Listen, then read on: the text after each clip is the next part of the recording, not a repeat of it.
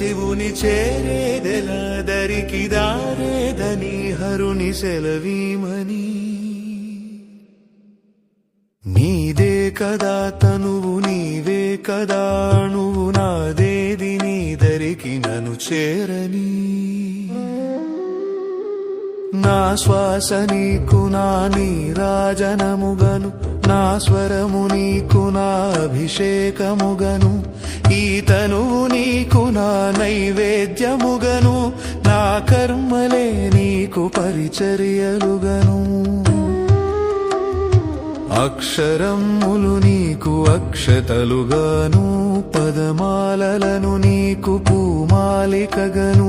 కరతాళ ధ్వనులివే మేళతాళాలుగను సేవించనా నిన్ను నీ